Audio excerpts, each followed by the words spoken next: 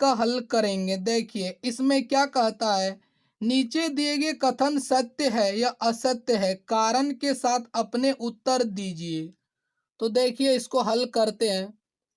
देखिए पहला भाग में क्या कहता है, प्रत्येक अपरिमेय संख्या एक वास्तविक संख्या होती है, तो इसका आंसर है सत्य, क्योंकि वास्तविक संख्याओं का संग्रह परिमेय और अपरिमेय संख्याओं से बना होता है। देखिए इसको थोड़ा समझ लेते हैं। देखिए वास्तविक संख्या का संग्रह क्या है, इसको समझते हैं। देखिए वास्तविक संख्या के संग्रह को समझते हैं। देखिए वास्तविक संख्या के संग्रह को समझने से पहले पूर्णांक को समझ लेते हैं। देखिए पूर्णांक के समूह या संग्रह बोल सकते हैं, ठीक है। क्या होता है इसको समझ लेते हैं। देखिए इस प्रकार ये आगे अनंत तक बढ़ते जाएगा। तो ये हो गया प्राकृत संख्याओं का समूह या संग्रह बोल सकते हैं, ठीक है। ये प्राकृत संख्या का संग्रह है। इसमें शून्य को शामिल कर देंगे तो ये पूर्ण संख्याओं का समूह प्राप्त हो गया, ठीक है। और इसमें देखिए ऋणात्मक संख्या जैसे शामिल कर देंगे, इधर भी ये अनंत तक बढ़ते जाएगा। तो ये जो प्राप्त हो गया समूह, ये हो गया पूर्णांकों का समूह, ठीक है, या पूर्णांकों का संग्रह बोल सकते हैं। देखिए प्रत्येक पूर्णांक एक परिमेय संख्या है, ठीक है। देखिए परिमेय संख्या के और अपरिमेय संख्याओं के बारे में अगर आप डिटेल से जानना चाहते हैं तो वीडियो के डिस्क्रिप्शन में लिंक दे देंगे, वहां से जाकर उस वीडियो को देख सकते हैं। देखिए अपरिमेय संख्या का कुछ उदाहरण लेते हैं, जैसे पाई, √2, √5, ये क्या अपरिमेय संख्या है। और परिमेय संख्या जैसे हो गया -1, 0, 5, 10, इसी प्रकार ये।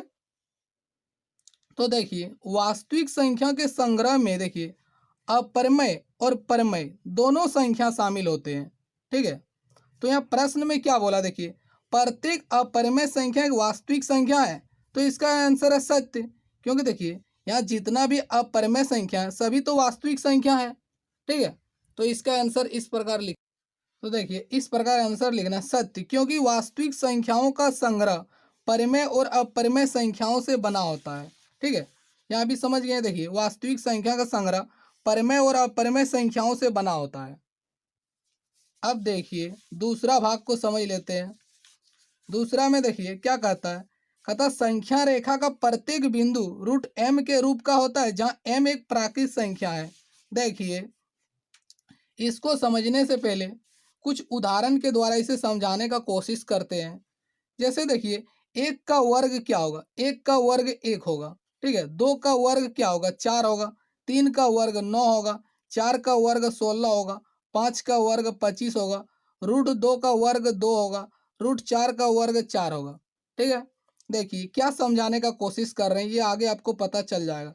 देखिए 1 का वर्ग 1 होता है और 1 का वर्गमूल क्या होगा, 1 होगा, ठीक है। यह है वर्गमूल।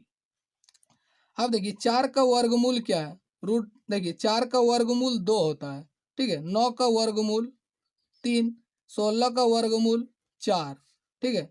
25 का वर्गमूल 5, 2 का वर्गमूल √2, 4 का वर्गमूल √4, ठीक है। देखिए देखिए जैसे 4 का वर्गमूल 2 है, ठीक है। देखिए 4 का वर्गमूल -2 भी होता है, इसको भी थोड़ा समझ लेते हैं। जैसे देखिए -2 का वर्ग अगर करेंगे तो देखिए -2 गुना -2 क्या होगा, +4 हो जाएगा, ठीक है। तो यहाँ से देखिए -2 भी वर्गमूल है, यानी 4 का वर्गमूल -2 भी होता है, यानी प्राकृत संख्या का वर्गमूल ऋणात्मक और धनात्मक दोनों हो सकता है, ठीक है। देखिए ये आगे की क्लास में हम लोग सीखेंगे। देखिए जैसे एक्स स्क्वायर बराबर क्या होता है, जैसे एक्स स्क्वायर बराबर 4, तो जैसे स्क्वायर को हटाएंगे तो यहाँ क्या होगा, यहाँ रूट लग जाएगा और प्लस माइनस का चिन्ह लगेगा, ठीक है। ये आगे क्लास 10 में हम लोग इसके बारे में विस्तार से चर्चा करेंगे। तो जैसे देखिए स्क्वायर हटाएं यहाँ तो प्लस माइनस दोनों चिन्ह लग गया, ठीक है। जैसे देखिए एक्स स्क्वायर बराबर 4, यानी एक्स गुना एक्स क्या होगा, एक्स स्क्वायर। तो देखिए √4 गुना √4 क्या होगा 4, ठीक है। यानी एक्स स्क्वायर कितना 4, तो देखिए एक्स स्क्वायर 4 आ गया, ठीक है। यानी देखिए 4 का वर्गमूल प्लस देखिए 4 का वर्गमूल √4 और माइनस √4 दोनों होगा, ठीक है। यानी देखिए -√4 गुना -√4 इसको भी गुना करेंगे तो क्या होगा, देखिए माइनस माइनस क्या हो जाएगा प्लस हो जाएगा और रूट रूट कैंसिल हो जाता है, ठीक है। तो यहाँ से भी देखिए 4 हो रहा है, ठीक है। इस चीज को ध्यान देना है कि देखिए 4 का वर्गमूल माइनस देखिए -√4 और √4 भी होता है। देखिए और आगे स्पष्ट करेंगे इसको, अब देखते जाएं। देखिए जैसे √4 इतना बराबर हम 2 लिख सकते हैं, केवल 2। देखिए रूट हमेशा ये धनात्मक मान देगा, ठीक है, ये ऋणात्मक नहीं देगा, याद रखना है, ठीक है। और इस प्रकार -4 रहे तब क्या होगा, देखिए इसको ऐसे लिख सकते हैं 2 गुना 2, ठीक है। उसी तरह इसको भी लिख सकते हैं 4 को 2 गुना 2।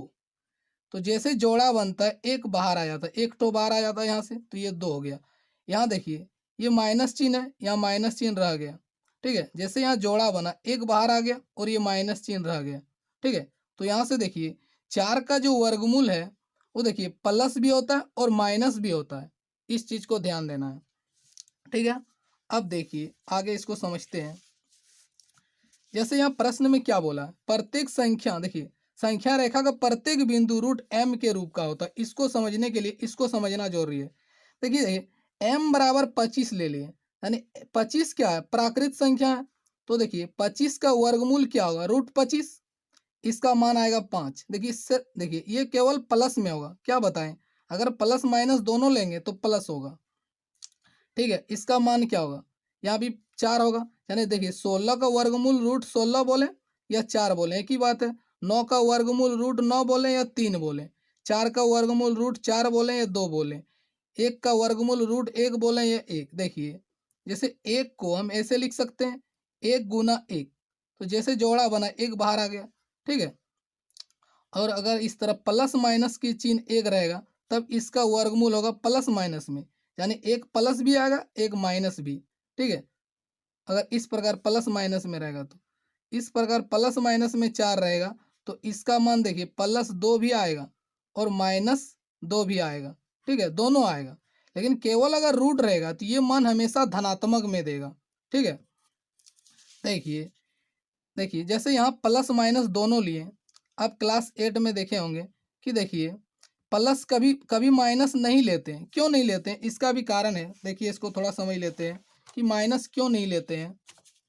देखिए जैसे एक वर्ग है, एक वर्ग का क्षेत्रफल मान लेते हैं 64 है, तो वर्ग का क्षेत्रफल क्या होता है भुजा स्क्वायर।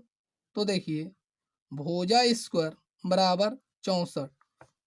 तो अगर भुजा निकालना है तो भुजा निकालेंगे तो यहाँ रूट देंगे, तो यहाँ प्लस माइनस दोनों चिन्ह आना चाहिए, ठीक है। लेकिन यहाँ माइनस नहीं लेते हैं। क्यों नहीं लेते हैं, क्योंकि देखिए भुजा की लंबाई कभी माइनस में नहीं होगा। किसी की भुजा की लंबाई हम माइनस में मापते हैं क्या, नहीं मापते हैं, इसीलिए हम माइनस नहीं लेते हैं। लेकिन वास्तव में प्लस माइनस दोनों होता है, इस चीज को याद रखना है, ठीक है। अब देखिए इसको थोड़ा समझ लेते हैं। अब देखिए प्रश्न में क्या बोला, संख्या रेखा का प्रत्येक बिंदु √m के रूप का होता है। तो यहाँ देखिए ये एक बिंदु है तो इसको हम ऐसे लिख सकते हैं 25 के रूप में। क्या बोला, m एक प्राकृत संख्या होना चाहिए। देखिए जहाँ m एक प्राकृत संख्या होता है, 25 क्या प्राकृत संख्या है, तो इसको हम इस रूप में लिख सकते हैं √m के रूप में। देखिए m एक प्राकृत संख्या है। उसी प्रकार हम 16 को भी लिख सकते हैं। उसी प्रकार देखिए 9 को भी लिख सकते हैं। उसी प्रकार यहाँ देखिए 2 को भी लिख सकते हैं, यानी 3 इस बिंदु को लिख सकते हैं √9, यानी 9 का वर्गमूल √9 बोले या 3 बोले, यहाँ समझा दिए। देखिए उसी प्रकार देखिए इसका वर्गमूल 1। लेकिन देखिए प्रत्येक बिंदु को तो हम इस रूप में नहीं लिख सकते हैं। देखिए प्रत्येक बिंदु को तो हम इस रूप में नहीं लिख सकते हैं जहाँ m एक प्राकृत संख्या है। जैसे देखिए √4 रहेगा तो ये केवल प्लस मान देगा, ठीक है। तो यहाँ से देखिए शून्य भी तो एक बिंदु है। और दूसरा एग्जाम्पल देखिए माइनस में हम भी नहीं ले सकते हैं, क्योंकि देखिए कोई भी ऋणात्मक संख्या देखिए अगर इस प्रकार प्लस माइनस में रहेगा, ठीक है। अभी बताएं कि तो इसका माइनस क्या होगा, यानी इसका मान होगा -2 और +2 दोनों होगा। ठीक है, तो यहाँ देखिए प्रश्न में माइनस की बात नहीं कर रहा है। ठीक है, यहाँ सिर्फ प्लस का बात है। ठीक है, तो इसलिए हम इस सब यहाँ हम प्रत्येक बिंदु को √m के रूप में नहीं लिख सकते जहाँ m एक प्राकृत संख्या, क्योंकि ऋणात्मक मान नहीं आएगा। देखिए अगर यहाँ √4 लिख दिए तो इसका मान -2 कभी नहीं होगा, इस चीज को याद रखना है। ठीक है, अगर यहाँ प्लस माइनस दोनों देंगे तब इसका मान ये होगा। सब में हम प्लस माइनस लगा सकते हैं इस सब में, क्योंकि उसका मान प्लस और माइनस दोनों आएगा। लेकिन देखिए अगर इस प्रकार हम लिखें तब तो संख्या रेखा का प्रत्येक बिंदु इधर हो जाएगा, शून्य को छोड़ के बाकी सभी बिंदु हो जाएगा। लेकिन यहाँ देखिए माइनस में इसका आ जाएगा, लेकिन प्रश्न में देखिए केवल प्लस की बात किया या माइनस, देखिए कोई चिन्ह नहीं है, इसका मतलब प्लस। ठीक है, तो यहाँ से हम नेगेटिव वैल्यू नहीं ला सकते हैं। ठीक है, तो इसका आंसर इस प्रकार लिखना है। देखिए इसका आंसर इस प्रकार लिखेंगे, असत्य, क्योंकि कोई भी ऋणात्मक संख्या √m के रूप का नहीं हो सकता जहां m एक प्राकृत संख्या है। ठीक है, यानी देखिए m एक प्राकृत संख्या, जैसे 4 क्या है प्राकृत संख्या, तो इसको हम देखिए इस रूप में नहीं लिख सकते हैं। देखिए ऋणात्मक बिंदु को नहीं दिखा सकते यहाँ, यहाँ दिखाने के लिए हमको इस प्रकार लिखना होगा, यानी प्लस में लिखना होगा। तो प्लस में लिखेंगे तो ये सिर्फ प्लस मान देगा, माइनस तो देगा नहीं। तो यहाँ प्लस माइनस दोनों चिन्ह देना होगा, तो दोनों यहाँ देने की नहीं दे सकते हैं, क्योंकि प्रश्न में तो माइनस चिन्ह का जिक्र नहीं किया है। ठीक है, तो इस प्रकार आपको आंसर लिख देना, असत्य, क्योंकि कोई भी ऋणात्मक संख्या इतना के रूप का नहीं हो सकता है जहाँ m एक प्राकृत संख्या है। ठीक है, अब देखिए तीसरा भाग। देखिए तीसरा भाग में कहता है प्रत्येक वास्तविक संख्या एक अपरिमेय संख्या होती है। देखिए देखिए कहता प्रत्येक अपरिमेय संख्या, क्या बोला इसमें, देखिए प्रत्येक वास्तविक संख्या एक अपरिमेय संख्या होता है, यानी देखिए कहता सभी वास्तविक संख्या एक अपरिमेय संख्या होता है, तो इसका आंसर है नहीं, असत्य। देखिए कुछ देखिए अपरिमेय संख्या वास्तविक है और कुछ परिमेय संख्या भी वास्तविक है। तो कहता प्रत्येक वास्तविक संख्या अपरिमेय है। देखिए प्रत्येक तो अपरिमेय नहीं है, वास्तविक संख्या देखिए अपरिमेय भी है और परिमेय भी है, दोनों है। तो यहाँ प्रश्न में क्या बोला, प्रत्येक वास्तविक संख्या एक अपरिमेय संख्या होती है, नहीं, सभी तो अपरिमेय नहीं हो सकता है। देखिए कुछ अपरिमेय है कुछ परिमेय है। ठीक है, तो यहाँ से इसका आंसर इस प्रकार लिखेंगे, देखिए असत्य, क्योंकि 5 वास्तविक संख्या है लेकिन अपरिमेय